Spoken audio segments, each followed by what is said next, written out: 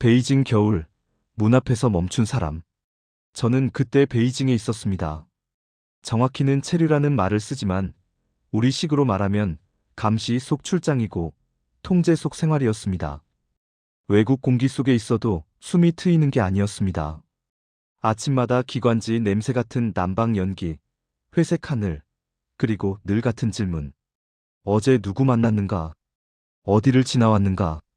그 질문이 하루를 시작하게 만들었습니다. 그날도 그런 날인 줄 알았습니다. 그런데 소문은 이상하게 빠르게 돌았습니다. 큰 인물이 움직였다. 국제 담당 쪽이다. 말이 짧을수록 내용은 더 무거웠습니다. 우리는 이름을 직접 부르지 않았습니다. 벽에 귀가 달려 있으니까요. 하지만 모두가 같은 이름을 떠올렸습니다. 황장년. 그 이름은 우리 내부에서 사상이자 권력이었습니다. 조용한 학자처럼 보이지만 사실은 체제의 뼈대에 손을 댄 사람, 그러니까 체제의 중추였습니다.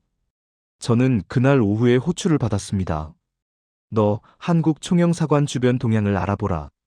사실 동향 파악은 명목이었고 실제로는 무슨 일이 일어났는지 확인하라는 뜻이었습니다.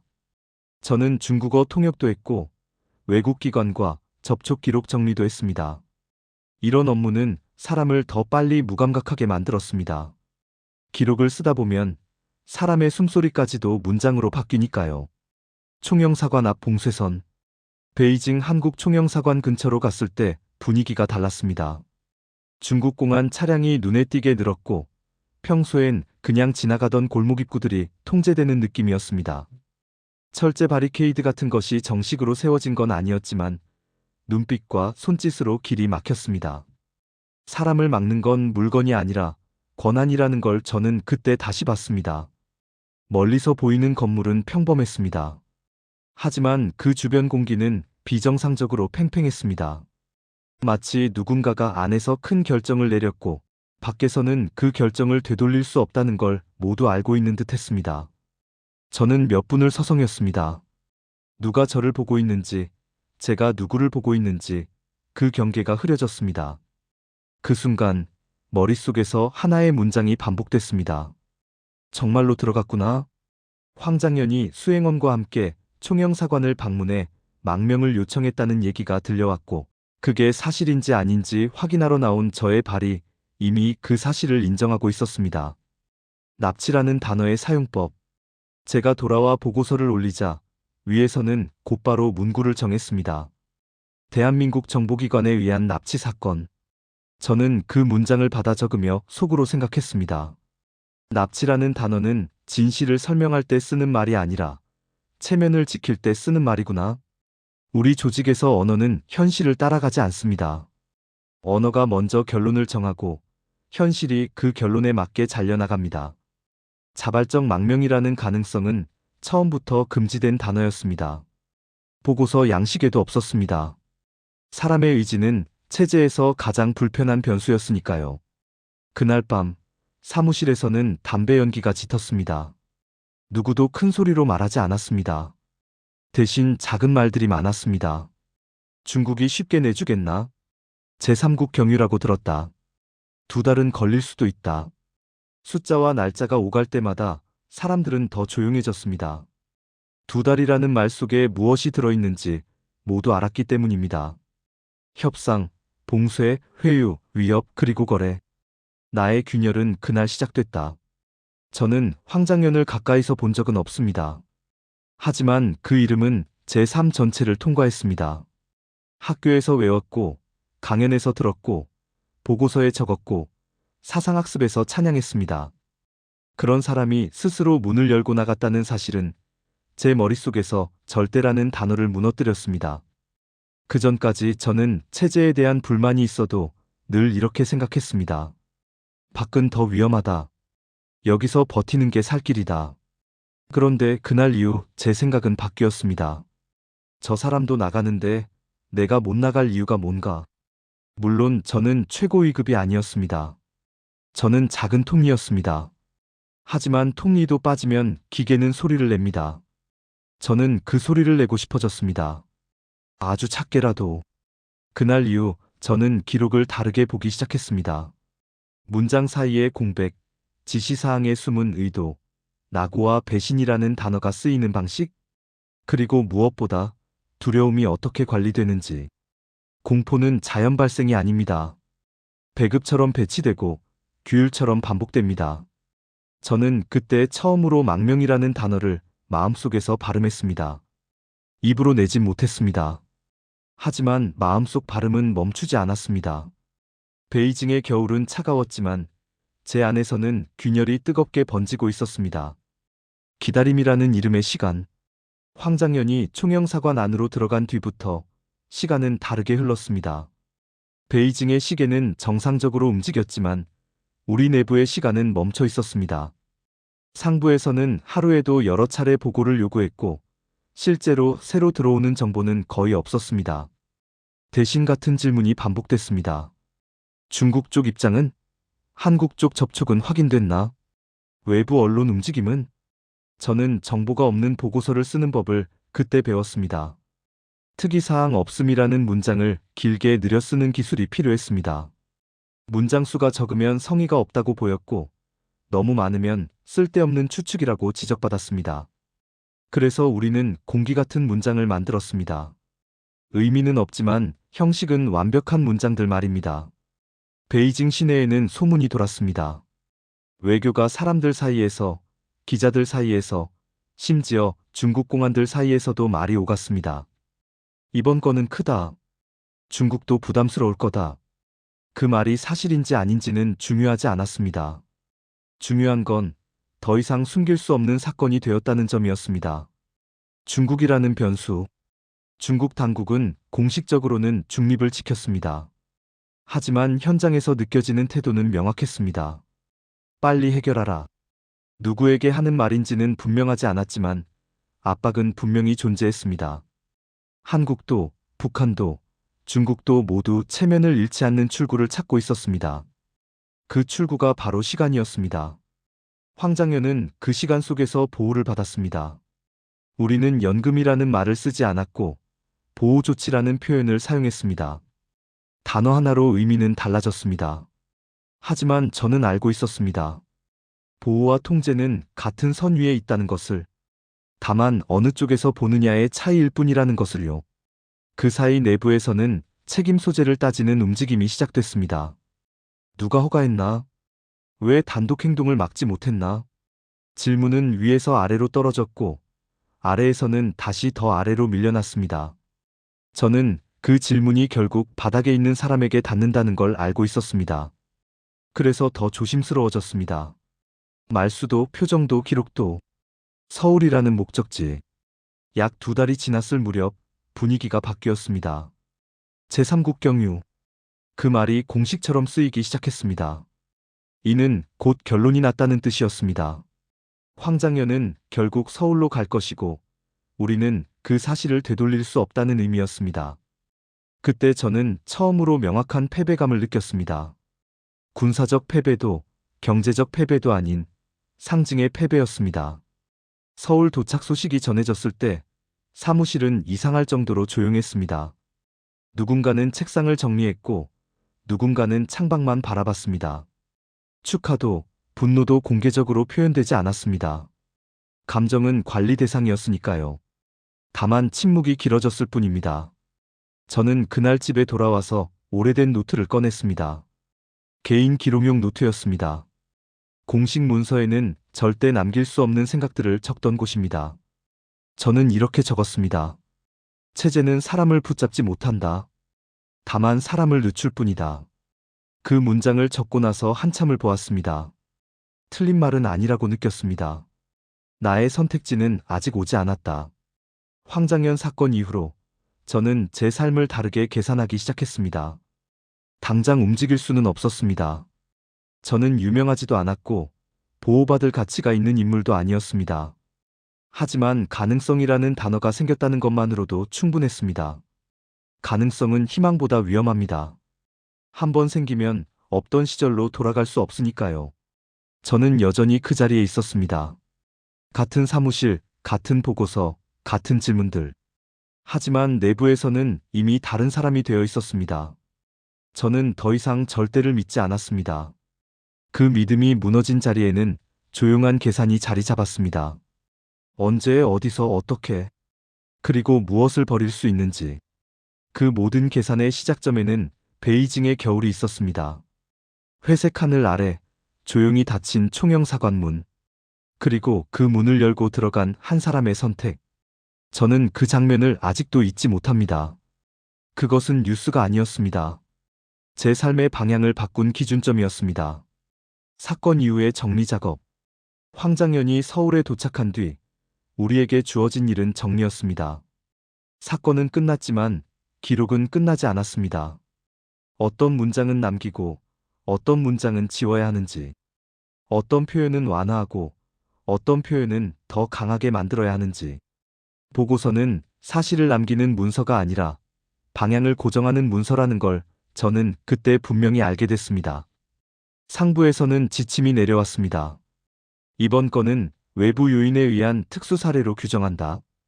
다시 말해, 내부 균열이나 사상적 동요로 해석하는 것은 금지된다는 뜻이었습니다.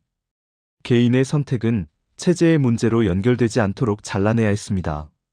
그래서 보고서에는 늘 같은 말이 반복됐습니다. 배후 조종, 기획망명, 적대 세력의 공작. 저는 그 문장들을 타이핑하면서 손이 느려졌습니다.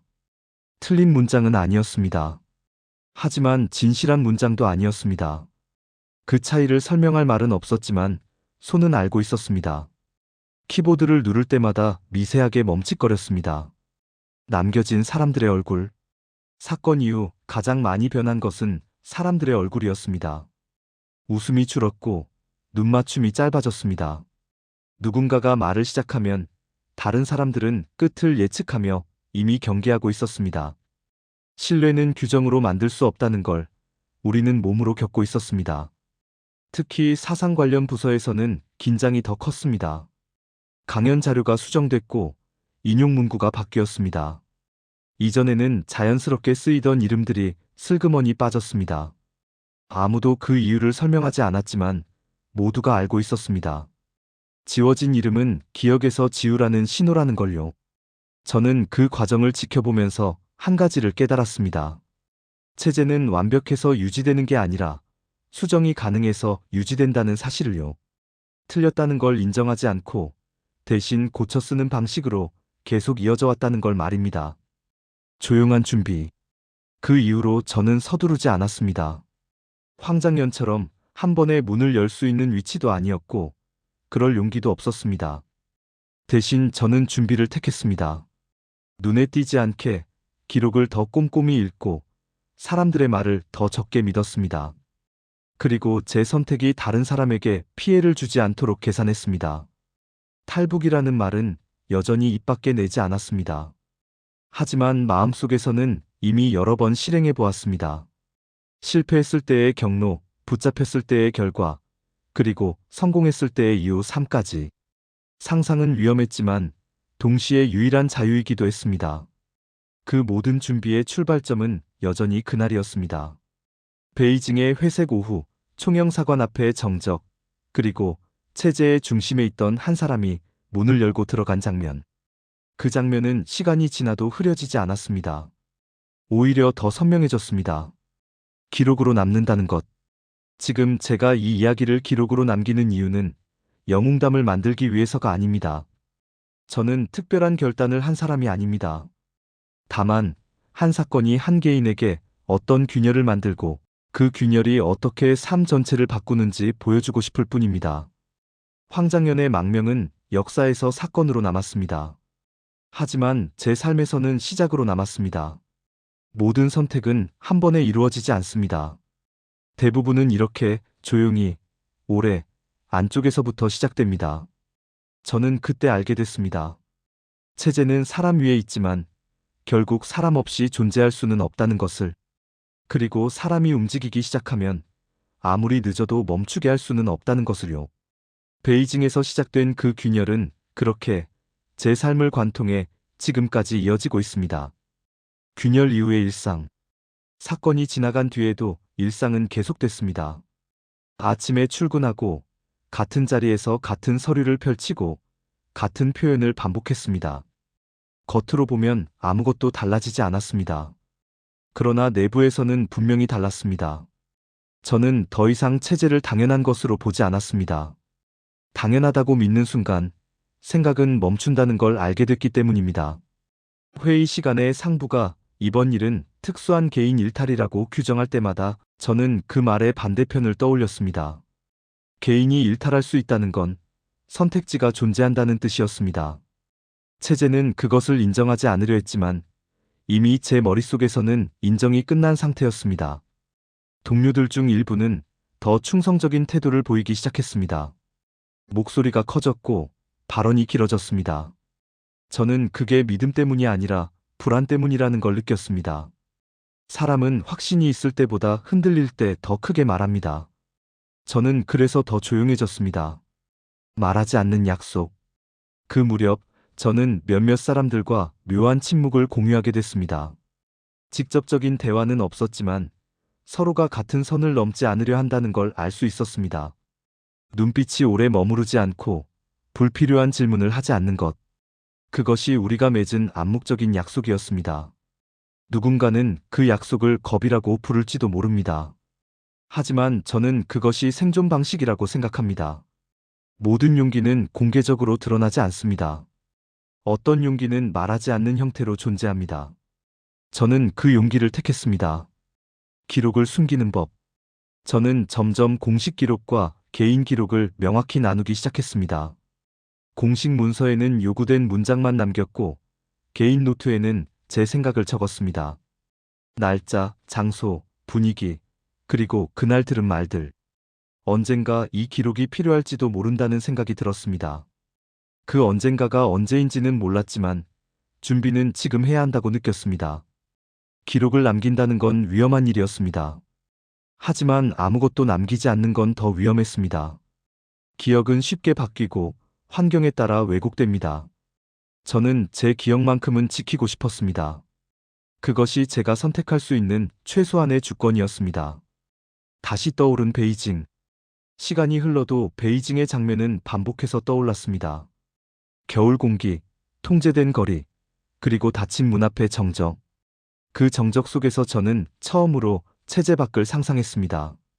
막연했지만 분명히 존재하는 공간이었습니다. 황장현은 그 공간이 실제라는 걸 증명한 사람이었습니다. 그 증명은 제 삶에 계속 영향을 미쳤습니다. 당장 떠나지 않아도 떠날 수 있다는 사실만으로도 세상을 보는 각도가 달라졌습니다. 저는 더 이상 완전히 갇힌 사람은 아니었습니다. 아직은 끝나지 않았다. 이 이야기에는 아직 탈출도, 국경도, 극적인 장면도 나오지 않습니다. 하지만 모든 결말은 이렇게 시작됩니다. 조용히, 눈에 띄지 않게 내부에서부터. 저는 아직 그 길의 중간에 있습니다. 그러나 분명히 말할 수 있는 건 하나입니다. 황장현의 선택은 그 개인의 역사로 끝나지 않았다는 점입니다. 그 선택은 저 같은 사람들에게 질문을 남겼습니다. 너는 어디까지 감당할 수 있는가? 저는 아직 그 질문에 완전한 답을 하지 못했습니다. 다만 그 질문을 외면하지는 않게 됐습니다. 그것으로 충분한 변화였습니다. 결정은 사건이 아니라 누적으로 온다. 사람들은 탈출을 하나의 사건으로 생각합니다. 어느 날 갑자기 마음을 먹고 바로 실행에 옮긴다고들 말합니다. 그러나 제 경우는 그렇지 않았습니다. 제 결정은 어느 하루의 용기가 아니라 여러 해에 걸친 누적이었습니다. 황장현 사건은 그 시작이었고 이후의 시간은 그 시작을 굳히는 과정이었습니다. 사건 이후 몇 해 동안 저는 체제 안에서 비교적 안정적인 위치에 있었습니다. 오히려 그 점이 더 무거웠습니다. 먹고 사는데 큰 걱정은 없었고 공식 일정도 꾸준히 주어졌습니다. 겉으로 보면 불만을 가질 이유가 없는 삶이었습니다. 그러나 저는 그 안정이 언제든 조건부라는 걸 알고 있었습니다.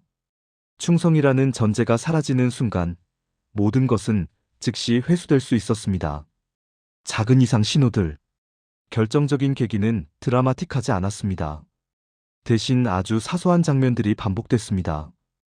회의 중 누군가가 사라졌고 그 이유는 설명되지 않았습니다.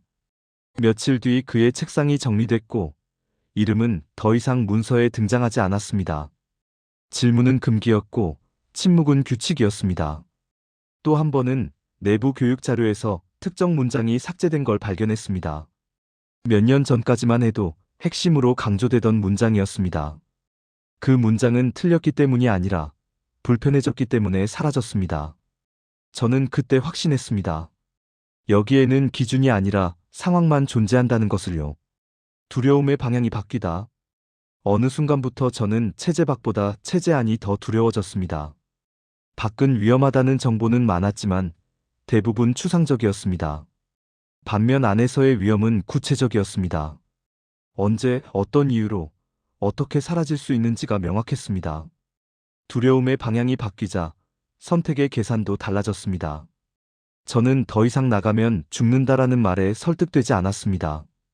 대신 여긴 아마도 안전하지 않다는 사실이 더 크게 다가왔습니다. 그 깨달음이 저를 움직이게 만들었습니다. 혼자만의 준비. 저는 누구에게도 제 생각을 털어놓지 않았습니다. 가족에게도 동료에게도 말하지 않았습니다. 준비는 혼자서 해야 했습니다. 말이 새는 순간 준비는 끝이 나기 때문입니다. 저는 이동 경로, 외부 접촉 가능성, 제 신분이 활용될 수 있는 범위를 하나씩 정리했습니다. 이 과정에서 저는 황장현 사건을 다시 떠올렸습니다. 그가 선택한 방식, 걸린 시간, 그리고 그 사이에 있었을 압박들. 저는 그와 같은 보호를 기대할 수 없다는 걸 알고 있었습니다. 그래서 더 오래, 더 조용히 준비해야 했습니다. 마지막 확인. 결정의 마지막 단계는 감정이 아니라 계산이었습니다. 무엇을 버릴 것인가? 무엇을 가져갈 수 있는가? 그리고 무엇은 영원히 포기해야 하는가? 저는 그 목록을 머릿속에서 수없이 반복했습니다. 남는 것은 많지 않았습니다. 하지만 남지 않는 것들보다 남길 수 없는 것들이 더 명확해졌습니다. 그날 밤, 저는 다시 개인 노트를 펼쳤습니다. 그리고 이렇게 적었습니다. 더 이상 미루는 것은 선택이 아니라 회피다. 그 문장을 적고 나서 저는 처음으로 잠을 깊게 잤습니다. 두려움이 사라진 건 아니었습니다. 다만 방향이 정해졌을 뿐입니다. 베이징은 끝이 아니라 기준이었다. 돌이켜보면 모든 것은 베이징에서 시작됐습니다. 황장현이 문을 열던 그 장면은 제 삶에서 기준점이 됐습니다. 그 이후의 선택들은 그 기준을 향해 천천히 이동해 온 과정이었습니다. 이제 제 이야기는 다음 단계로 넘어가려 합니다. 실제로 길을 나서게 되는 과정, 국경과 통로, 그리고 선택의 대가에 대한 이야기입니다. 이것은 더 이상 관찰자의 기록이 아니라 당사자의 기록이 됩니다.